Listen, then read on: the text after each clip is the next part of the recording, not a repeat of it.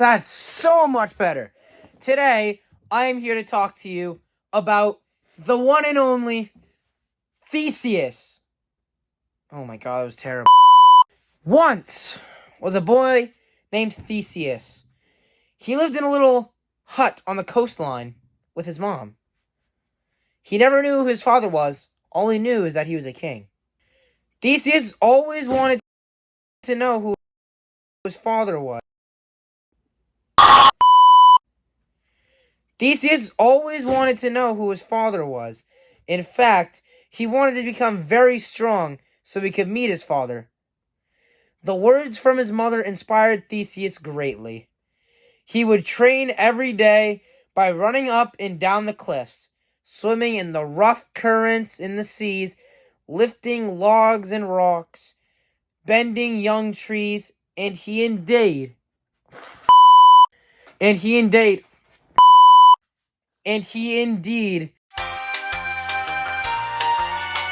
became much stronger. But he was still dissatisfied with himself. One day, he had been beaten in a fight against someone bigger and stronger than him. Theseus took it personally. He felt ashamed of himself. So he went off... Oh my god. So he went to the beach, laying near the waves, hoping one would crash right on top of him. But the waves acted like a lullaby, and soon enough, Theseus went to sleep. Then a seagull came by and said these words to Theseus. I can crack clams open because they are heavy. Can I do this with shrimps and scallops? No, they are too light. Do you know the answer to my riddle? Is it a riddle? Theseus said. A very important one. The answer is this. Do not fear your enemy's size, but use it against him. Then his strength will become yours.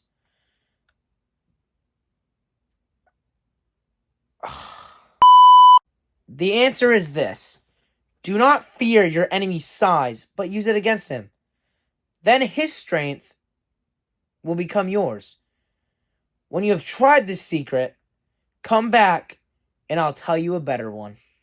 Theseus rubbed his eyes and sat up straight. Was it a dream? Had the gull been there, speaking to him? Could it be? What did it all mean?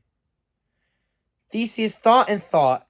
Then he leaped to his feet and raced down the beach, up the cliff to his village, where he found the boy. Theseus thought and thought.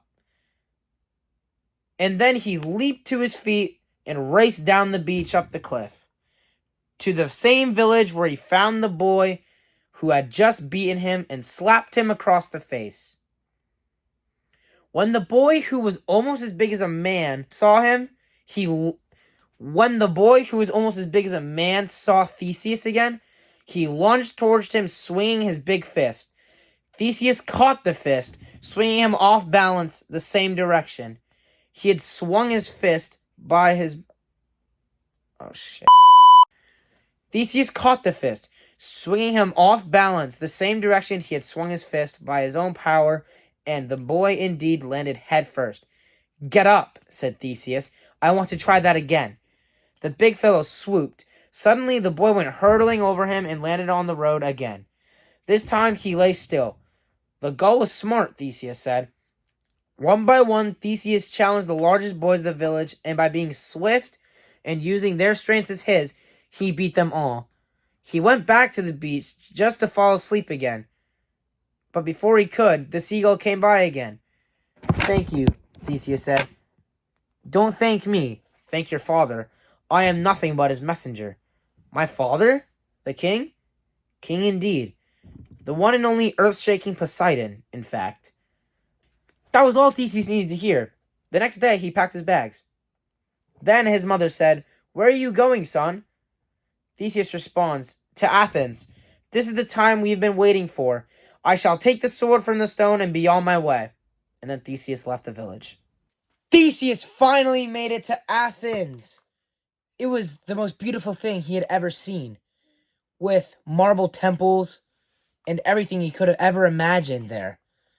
But there was one man by the name of Aegeus who did not think Theseus should be there. All Theseus wanted to do was fight. Fight, fight, fight. Aegeus was the complete opposite. He said that he should not be in Athens and should go to a village nearby. A small one, perhaps. Theseus was somewhat angered and started off and said this to the man. Fine, if I am not wanted here, I will go to Crete. No, not Crete, Aegeus said. You can't go to Crete. The reason he said that is because Crete beat Athens in a war, and their king, Minos, was a brutal man. Every year, they would take away 7 young women and 7 young men that were very strong and feed them to a monster by the name of a Minotaur. It was half bull, half human. Soon enough, Theseus and the others that would be sacrificed landed at Crete. They would get off the ship and they would sob to their parents and family members who had to leave them and say goodbye for the rest of their lives. But Theseus didn't do any of that. He actually rebelled against Crete. He actually wanted to use the 14 people, including the 7 women, and they wanted to kill the Minotaur. So they all kind of like, I don't know. Ah! So Theseus and the others formed kind of like an alliance, and their one goal was to kill the Minotaur so they didn't have to be sacrificed. Then they reached Minos, the king, the powerful king of Crete. Theseus then started to talk to Minos. Theseus was telling him on how they should not sacrifice him. Minos didn't really care at all, to be honest with you. He actually wanted to sacrifice them dearly. But then Theseus asked how he could kill the monster.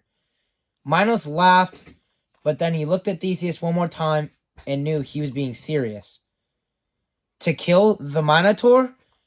Return to Athens a hero? Do I look like the kind of person you want to mess with? No, you don't, said Theseus. Minos was very mad at this point. So, he was about ready to drop them in with the Minotaur. But wait. Theseus was scared. But before Minos threw them in, he started to make some very weird allegations. Is there even a Minotaur? Or was I just messing with you guys? What if I just kept them here at Crete for myself? All those years keeping those 7 maidens and 7 young, strong men. Have I been really feeding them to a Minotaur? What if the Minotaur doesn't even exist? Theseus looked at Minos one more time, and then Minos started to speak. Theseus, you one day will rule Crete and Athens. One day you will rule both Crete and Athens. Thank you, said Theseus to Minos. And then Theseus went off on another journey. He then met Minos' daughter, Ariadne, and asked her about the Minotaur. He said that he wanted to find it and he wanted to kill it. Ariadne cried, laughing, and said this, you cannot kill the Minotaur. It is impossible to even fight the Minotaur. You don't know how powerful the Minotaur really is. Theseus stood right in front of her and said, I can beat anyone. I am confident that I will find, fight, and defeat the Minotaur. Theseus then went to fight the Minotaur. It was the first time in a long time he felt worried and scared of an enemy's size, just like the seagull once said. He was scared of the look, the giant horns with a man head, with a bull body, human legs and arms. It looked terrible. It looked so weird that he was completely confused, and he wasn't even sure if he was going to fight it or not. But then Theseus took the words from the seagull. The fight started. Theseus crawled on his tippy toes to make him as narrow as possible. He then jumped on top of the Minotaur and rolled on the Minotaur's head. He could feel the eyes rattling in the eye sockets of the Minotaur. It was nasty. He then flew off the Minotaur and hit him in the head with his fist. The Minotaur was on the ground for a few seconds, and Theseus knew he was going to regain his strength in just a couple of seconds. So he used his quickness to his advantage, and he sprinted towards the Minotaur, grabbing onto his horns and using his mighty strength, and ripped off the Minotaur's horn. The Minotaur was in agonizing pain and just stumbled around. He knew that this was going to be a big fight, and a brutal one too. He then continued to fight and fight and fight. Brutal. Minotaur getting slashed. Theseus also getting slashed and beaten up at the same time. Very violent. Very, very violent. Theseus woke up to see Minos' daughter there. Minos' daughter picked him up and kissed him. Theseus then woke up and then looked to his left to see a dead Minotaur. They smiled at each other, and Theseus knew that he had just beat the Minotaur. Theseus returned to Athens and was praised and hailed by all Athens citizens. He was named the new king of Athens, and he felt proud of himself for everything that he had accomplished during his journey. He went from a scrawny boy that lived on a hut to the king of Athens. I am Deck Jeff, that one kid, signing out. See ya.